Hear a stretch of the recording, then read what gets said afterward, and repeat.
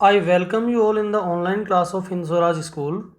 जैसा कि आप स्क्रीन के ऊपर देख सकते हैं, आज हम क्लास सेकंड का व्याकरण का जो वर्क 23 से 30 जनवरी 2022 के लिए दिया गया था उसे आज हम सोल्व करने वाले हैं। तो पहला हमारा क्वेश्चन है, सही शब्द चुनकर रिक्त स्थान भरिए। ब्लैंक सार्थक शब्दों तथा वाक्यों का समूह है, तो भाषा इसमें आएगा। भाषा वाक्यों का समूह होता है और शब्दों का। तमिलनाडु राज्य में तमिल भाषा बोली जाती है। हमारी राष्ट्रभाषा है, तो हमारी राष्ट्रभाषा हिंदी है। संस्कृत भाषा कौन सी लिपि में लिखी जाती है? देवनागरी लिपि में लिखी जाती है। जिस शब्द समूह का कोई अर्थ निकलता है उस शब्द समूह को हम वाक्य कहते हैं। यहाँ पर सही तथा गलत का निशान लगाना है। जो भाषा मुख से बोली जाती है उसे मौखिक भाषा कहते हैं, तो ये राइट है। हर भाषा को लिखने का ढंग एक जैसा होता नहीं, सब भाषाओं को लिखने का ढंग अलग अलग होता है, तो ये रोंग है। बंगाल राज्य में पंजाबी भाषा बोली जाती है, नहीं, बंगाल राज्य में बंगाली भाषा बोली जाती है, तो ये भी गलत है। हिंदी भाषा देवनागरी लिपि में लिखी जाती है, ये बिल्कुल करेक्ट है। वाक्य शब्दों से बनते हैं तथा शब्द वर्णों से बनते हैं, बिल्कुल ये सही है। अब इनके सही जोड़े मिलाने हैं। पंजाबी भाषा राज्य है पंजाब, तो पंजाब से मिल जाएगा। बांग्ला भाषा बंगाल, तेलुगु भाषा आंध्र प्रदेश में बोली जाती है, मराठी महाराष्ट्र में और गुजराती गुजरात में।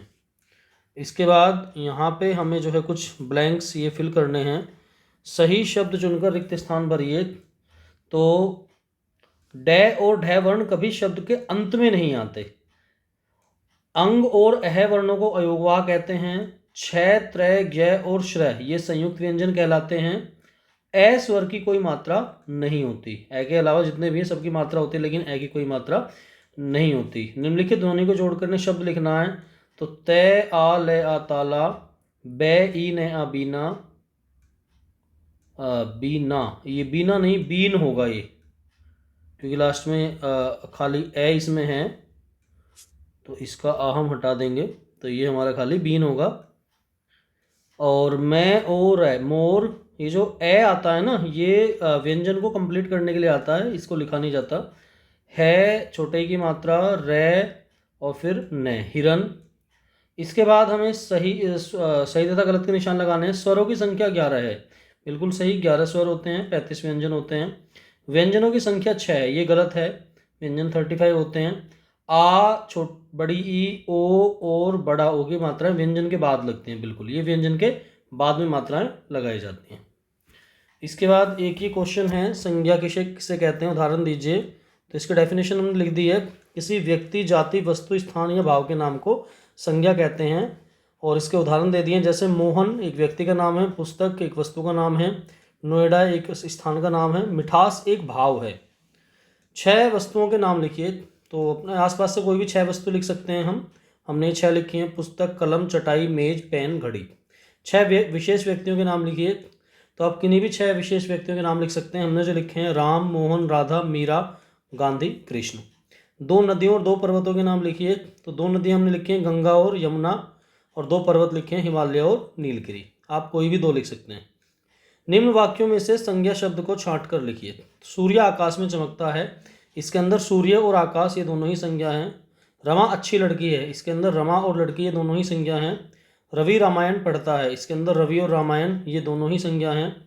लड़के मैदान में खेलते हैं, इसके अंदर लड़के और मैदान ये दोनों ही संज्ञा हैं। शिक्षक रीता को संस्कृत पढ़ाते हैं, इसमें शिक्षक, रीता और संस्कृत ये तीनों संज्ञा हैं। नीचे वाक्यों के रंगीन शब्दों में कुछ व्यक्तिवाचक, कुछ जातिवाचक और भाववाचक संज्ञा दी हुई, इनके नाम उनके सामने लिखने हैं। देखो, व्यक्तिवाचक संज्ञा तो होती है जो किसी विशेष व्यक्ति का नाम स्पेशली होता है। जातिवाचक एक पूरे ग्रुप को डिपेंड करती हैं, एक पूरे समूह को डिपेंड करती हैं, पूरी जाति को। और भाववाचक ये एक भाव होता है जिसे सिर्फ महसूस किया जाता है, जिसके बारे में सोचा जा सकता है। यह दुकान किसकी है? तो दुकान जातिवाचक है, क्योंकि सभी दुकानों को रिप्रेजेंट ये करती है, सारी जितनी भी दुकान है सबको दुकान ही बोला जाता है। प्रयाग हमारा नगर है, तो नगर भी जातिवाचक है, क्योंकि जितने भी नगर है ये सब उनकी जातियों को नगर वर्ड रिप्रेजेंट करता है। प्रताप ने मुगलों के दांत खट्टे कर दिए, तो प्रताप एक विशेष व्यक्ति का नाम है, तो ये व्यक्तिवाचक संज्ञा है। हम अपने देश जा रहे हैं, तो देश जितने भी देश है सबको देश कहते हैं, तो देश की जाति को रिप्रेजेंट करता है, तो ये जातिवाचक संज्ञा है। परिश्रम ही सफलता की कुंजी है, तो सफलता दिखाई नहीं देती है, हम इसे हाथ टच नहीं कर सकते, छू नहीं सकते, तो ऐसी चीज़ को हम भाव कहते हैं। सफलता का सिर्फ एक भाव होता है कि हाँ हम सफल हो गए या असफल हो गए, तो इसे सिर्फ भाव के द्वारा प्रकट किया जा सकता है, तो ये भाववाचक संज्ञा है। इसके बाद गीता ने मेले में खिलौने खरीदे, तो खिलौने जितने भी खेलने के सामान होते हैं खिलौने ही कहते हैं, तो ये उनकी जाति को रिप्रेजेंट करता है खिलौने वर्ड, खिलौनों की। तो जातिवाचक संज्ञा है। जीवन की सुरक्षा आवश्यक है, तो सुरक्षा सिर्फ एक भाव है, ये ना जाति है ना व्यक्ति है, तो ये भाववाचक संज्ञा है। रिक्त स्थानों की पूर्ति इसके अंदर हमें करनी है। सूर्य पूर्व में निकलता है, हिमालय सबसे ऊंचा पर्वत है, रामायण की रचना तुलसीदास ने की, गंगा नदी हिमालय से निकलती है, श्री कृष्ण और सुदामा की मित्रता थी। निम्नलिखित शब्दों से भाववाचक संज्ञा बनानी है हमें, जैसे दास से दास्ता, मम से ममता, पढ़ना से पढ़ाई, मीठा से मिठास, हरा से हरियाली, ये सब भाव हैं। मधुर से मधुरता, बड़ा से बड़प्पन, एक से एकता, दूर से दूरी, मोल से मौलिकता। और भी इसके अलावा बना सकते हैं आप इनसे ही, तो ये हमने बनाई ना, आप लिख लेंगे। निम्न के 3 उदाहरण लिखिए। व्यक्तिवाचक संज्ञा के 3 उदाहरण, तो 3 व्यक्तियों के नाम हम किसी के भी लिख सकते हैं, राम मोहन राधा, ये हमने लिखे हैं, आप किसी के भी लिख सकते हैं।